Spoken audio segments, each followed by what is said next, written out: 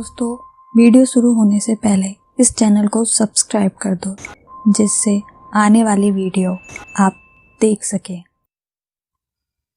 हम अपनी जिस बनावट पर गर्व करते हैं वो हमारी नहीं है।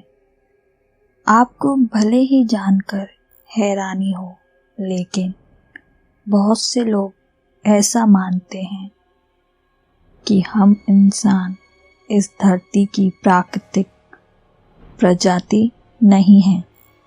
हमें एलियन के डीएनए से विकसित किया गया है। यह सब जानने के बाद आप जरूर यह भी सोच रहे होंगे कि अगर मनुष्य जो धरती को अपना मानता है वही इस धरती का अपना नहीं है, तो फिर कौन है जो इस धरती का प्राकृतिक जीव है जिसका उद्भव इस धरती पर हुआ है। आज हम पिशाच की एक हॉन्टेड स्टोरी सुनाएंगे। मेरा नाम सुखविंदर है और मैं हरियाणा का रहने वाला हूँ। अमित और मेरी दोस्ती जब हम 12वीं कक्षा में थे जब से है। मेरे दोस्त अमित के पिताजी एक मनमौजी इंसान थे। वह भूत प्रेत, चुड़ैल, पिशाच बिल्कुल नहीं मानते। लेकिन 2 साल पहले पिशाच ने उनकी ऐसी हालत कर दी कि वह ना तो खा पाते हैं ना ही सो पाते हैं।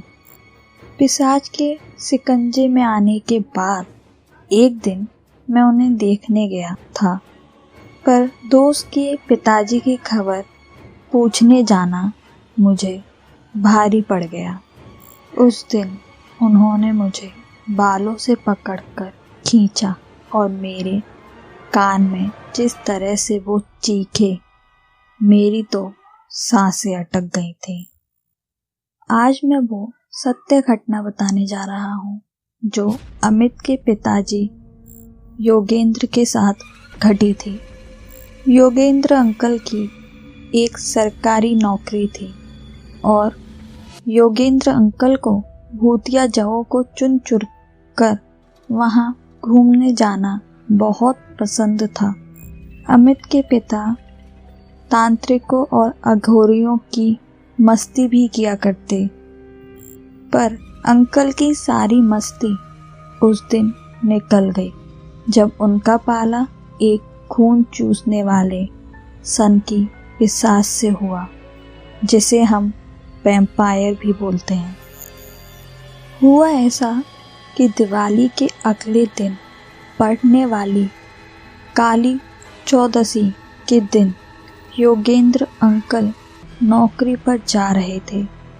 उन्होंने देखा कि चौराहे पर किसी ने पानी से गोल घेरा बनाकर उसमें नींबू, मावे के पेड़े और लाल कपड़ा रखा हुआ है।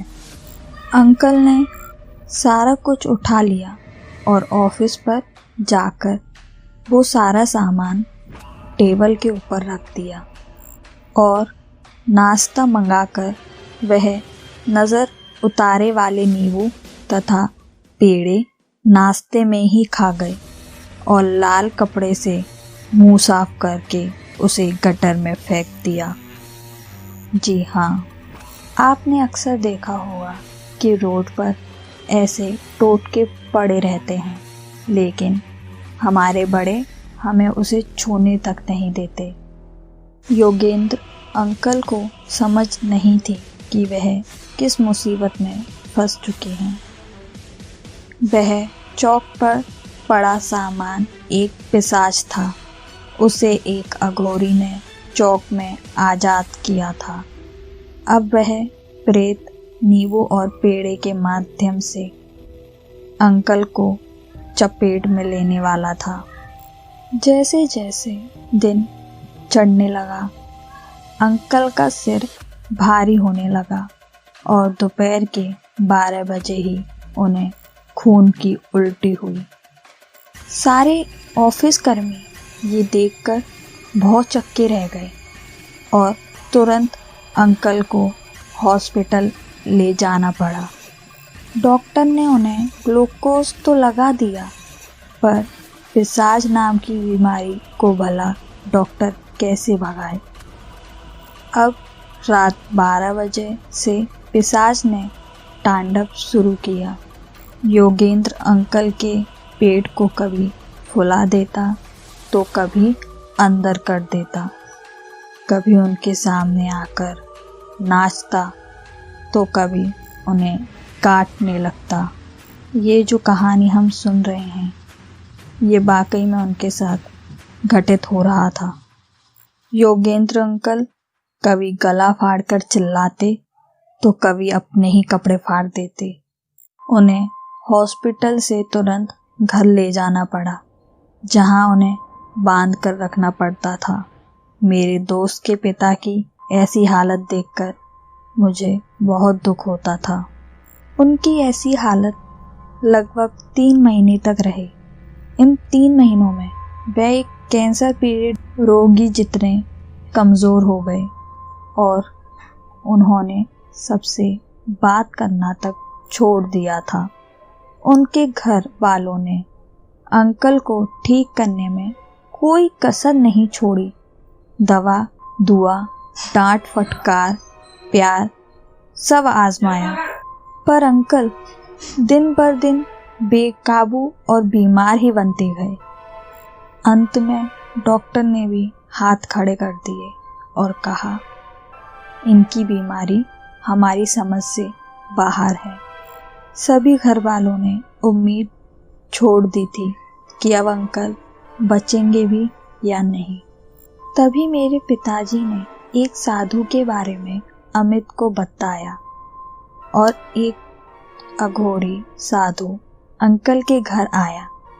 उसने सिर्फ इतना कहा, आपके घर में जिसे रहस्य में तकलीफ है उसे मेरे सामने लाओ, मैं उसकी तकलीफ ले जाने आया हूँ। अमित की मम्मी ने तुरंत वहाँ अपने पति योगेंद्र अंकल को खड़ा कर दिया।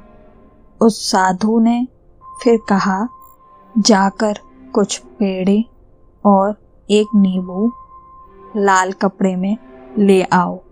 आंटी ने तुरंत सारी सामग्री ला दी और उस अघोरी ने वह सब अंकल को झूठा करने को कहा। फिर अघोरी ने वो झूठा पेड़ा और नींबू खुद खा लिया और लाल कपड़े को अपने गले में बांध लिया। फिर एक पानी लोटा उसने अंकल के सिर पे घुमाकर वह पानी खुद पी गया और वहां से चला गया। अघोरी साधु के जाने के बाद 3 दिन में अंकल जैसे थे वैसे बन गए। और अजीब बात यह है कि योगेंद्र अंकल को यह तक याद नहीं है कि खुद की हालत क्या हुई थी, और आज भी वह भूत प्रेत चुड़ैल पिशाच में नहीं मानते हैं और मन मर्जी से ऐसी बुरी शक्तियों को ललकारते रहते हैं।